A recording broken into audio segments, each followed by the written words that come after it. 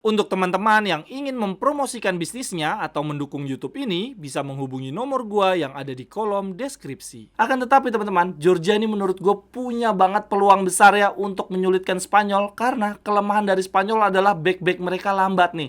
Dan kebetulan ketemu penyerang Georgia yang cepet-cepet banget. Jerewetan ceking kita, nyerewetin apa aja. Teman-teman yang sedang kalian saksikan saat ini adalah Cerewetin Euro. Apa kabar teman-teman semua? Semoga dalam keadaan sehat. Selamat berakhir pekan. Hari ini gua mau cerewetin Euro 2024 yang sudah memasuki babak 16 besar, babak gugur teman-teman.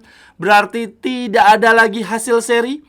Semua tim akan memainkan strategi terbaiknya untuk mengalahkan sang lawan. Untuk partai pertama di babak 16 besar akan mempertemukan Swiss versus Italia, teman-teman. Swiss tampil luar biasa mengesankan selama babak grup melawan Italia yang selama babak grup jujur aja ya tidak mengesankan sama sekali penampilannya. Tetapi ya itu memang ciri khas sang juara bertahan ya. Italia di tiap turnamen besar memang seperti itu tuh.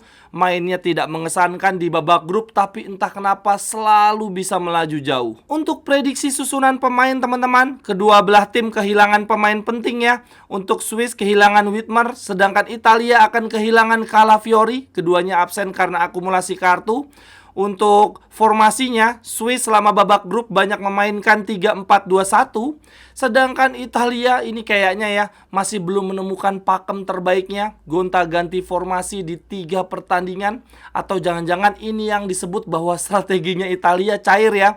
Mereka melakukan kombinasi 3-5-2 dan juga 4-2-3-1. Berdasarkan kabar terakhir teman-teman, selain Calafiori, Italia juga akan kehilangan Di Marco. Itu sudah dipastikan sendiri oleh Spalletti saat sesi konferensi pers. Sehingga, waduh, ini lini belakang Italia berarti akan banyak bongkar pasang nih di pertandingan lawan Swiss. Kalau kita coba melihat penampilan kedua belah tim selama babak grup, Swiss gue melihat mereka di partai pertama ketika melawan Hungaria, mereka tampil bagus hanya di 60 menit pertama, lalu kemudian di 30 menit terakhir cenderung berantakan.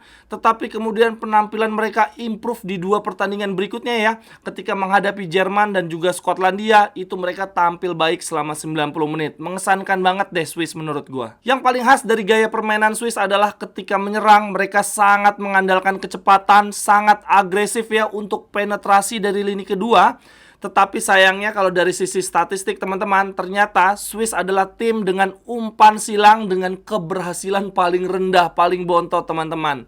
Dan garis pertahanan mereka juga terlalu tinggi dan sangat mudah ditembus. Lalu kemudian untuk timnas Italia teman-teman, selama babak grup tidak peduli formasi apa yang mereka terapkan, gaya permainannya tetap sama ya, khas Italia. Mereka punya lini pertahanan yang sangat nyaman. Waduh, itu back-backnya kokoh banget. Kalaupun backnya bisa ditembus, masih ada Donnarumma ya sebagai tembok kokoh di bawah Mistar. Lalu kemudian mereka senang melakukan serangan balik, membiarkan lawan menguasai jalannya pertandingan. Dan dari sisi menyerang, gue melihat banyak banget pemain Italia yang punya crossing-crossing bagus. Tetapi sayangnya penyerang mereka masih buntu sampai saat ini. Lalu kemudian partai yang kedua untuk babak 16 besar mempertemukan Jerman melawan Denmark teman-teman. Sang tuan rumah terbang ya menuju babak 16 besar dengan menguasai hampir semua aspek statistik, baik menyerang maupun bertahan. Lalu kemudian untuk kubu sang lawan, Denmark merupakan tim yang sangat terorganisir. Gue membacanya ini adalah tim yang textbook ya, tetapi para pemainnya sepertinya udah pada hafal di luar kepala bagaimana mereka harus bergerak, memberikan passing. Itu udah textbook banget lah, udah kayak hafalan banget teman-teman. Karena kelihatan banget tuh di 3 pertandingan polanya ya gitu-gitu aja, tapi lancar banget. Dengan mengandalkan satu pemain sebagai otak permainan, tentu saja Eriksen yang meraih 2 kali man of the match dari 3 pertandingan babak grup. Ini bisa nggak ya Denmark memberikan kejutan atas tuan rumah Jerman? Kalau dilihat dari susunan pemain, Jerman selama ini menggunakan formasi 4-2-3-1. Ada satu pemain yang akan absen akumulasi kartu ya, yaitu Jonathan Tah. Lalu Rudiger sejauh ini dari berbagai media dikatakan dia masih menjalani tes kebugaran ya. Dia ada kendala fisik. Sedangkan untuk Denmark bermain dengan 3-5-2, ada pemain yang absen yaitu Humlan ya. Ini adalah kehilangan yang cukup besar, tetapi penggantinya juga adalah pemain yang berpengalaman, yaitu Delaney. Selama babak grup, Jerman merupakan tim dengan skor tertinggi, ball position terbanyak, shoot juga terbanyak teman-teman. Jerman sangat suka menempatkan fullback mereka sangat tinggi ya, sangat lebar untuk melakukan tekanan dari sisi-sisi lapangan. Lalu kemudian 3 gelandang serang mereka, Wirtz, Musiala, dan Gundogan itu banyak bergerak di sekitar Havertz sehingga menumpuk banyak banget pemain menyerang di kotak penalti lawan. Lalu kemudian untuk Denmark selama di babak grup teman-teman, seperti yang gue bilang di awal ya, mereka adalah tim yang sangat terorganisir, bermain dengan sistem yang sudah dihafal di luar kepala. Apapun pola serangan yang dibangun oleh Denmark, biasanya nih ujung-ujungnya ke sayap, lalu kemudian memberikan crossing ke dua penyerang andalan mereka, Wind dan juga Holland. Untuk partai ini sejujurnya sulit membayangkan Jerman akan kalah. Ya, semoga Denmark memberikan perlawanan terbaiknya ya, bisa membuat sampai adu penalti lah, biar kita penonton jadi terhibur. Teman-teman yang ingin membeli jersey atau pernak-pernik sepak bola lainnya, linknya ada di kolom deskripsi ya. Terima kasih. Lalu kemudian partai ketiga untuk babak 16 besar ada Inggris melawan Slovakia. Inggris menduduki puncak klasemen di babak grup dengan penampilan yang sangat mengecewakan, di bawah ekspektasi banyak orang ya, dengan kualitas pemain yang sebegitu mentereng dari liga terbaik di dunia, tapi penampilannya gitu-gitu aja. Akan tetapi yang beruntung bagi Inggris adalah mereka lawannya hanya Slovakia ya, yang menurut gua selama babak grup juga penampilannya tidak mengesankan. Mereka lolos ke babak 16 besar dengan predikat peringkat 3 terbaik di grup. Untuk prediksi line up menurut gua tidak akan ada yang berubah dari Slovakia teman-teman. Kemudian dari sisi Inggris, susunan pemainnya masih abu-abu. Kita masih kesulitan menebak isi kepala ya dari pelatih mereka. Apakah Trent Alexander-Arnold akan dimainkan? Apakah Saka atau Foden yang dipilih? Apakah Palmer atau Gordon juga nih yang dipilih? Itu yang selama ini menjadi bahan pembicaraan netizen ya.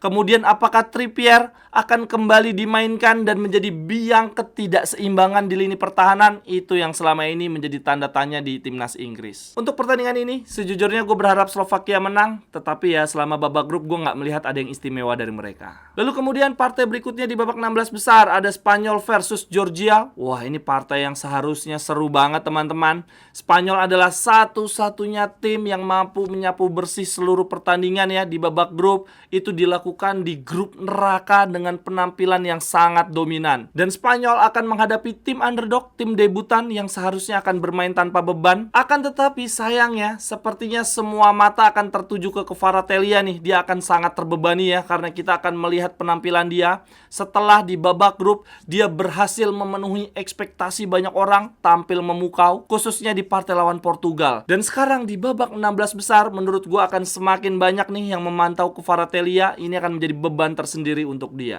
Untuk prediksi susunan pemain, Spanyol akan tetap di 4-3-3 ya, mengandalkan sayap-sayap mereka yang lincah dan senang banget berduel satu lawan satu melawan back-back lawan. Lalu kemudian untuk Georgia selama babak grup bermain dengan kombinasi 3-5-2 dan 5-4-1, memberikan keleluasaan bagi lawan untuk menguasai jalannya pertandingan dan mereka melakukan serangan balik cepat untuk membunuh sang lawan. Selama babak grup teman-teman, Spanyol adalah tim dengan expected goal tertinggi, penyelamatan terbanyak, clearancesnya juga paling banyak, dan tackle nomor 3 terbanyak. Sinting ini Spanyol dominan banget selama babak grup. Akan tetapi ternyata kelemahan dari Spanyol ya, ini dari sisi statistik dikatakan bahwa Spanyol merupakan tim yang paling sering membuang peluang dengan skema yang gitu-gitu aja teman-teman. Yaitu winger mereka melakukan tusukan duel one on one dengan pemain-pemain lawan dengan bantuan fullback yang bergerak sangat tinggi. Lalu kemudian dari sisi lapangan mereka menghujani kotak penalti lawan dengan crossing-crossing dengan harapan Morata memenangi duel udara. Tetapi sayangnya justru banyak peluang yang terbuang. Lalu untuk Georgia, permainan mereka selama babak grup seperti yang gue sampaikan di awal ya, mereka punya kecenderungan bermain serangan balik, membiarkan lawan menguasai jalannya pertandingan. Georgia sangat mengandalkan kecepatan dan ketajaman duet penyerang mereka yang sedang naik daun, yaitu Kvaratskhelia dan juga top skor sementara Euro saat ini Mikau Tadze. Akan tetapi teman-teman, Georgia ini menurut gue punya banget peluang besar ya untuk menyulitkan Spanyol, karena kelemahan dari Spanyol adalah back-back mereka lambat nih, dan kebetulan ketemu penyerang Georgia yang cepet-cepet banget. Sekian dulu untuk cerewetin Euro kali ini teman-teman. Silahkan tuliskan pendapat teman-teman di kolom komentar. Sampai ketemu di cerewetan-cerewetan berikutnya. Bye-bye. Cerewetan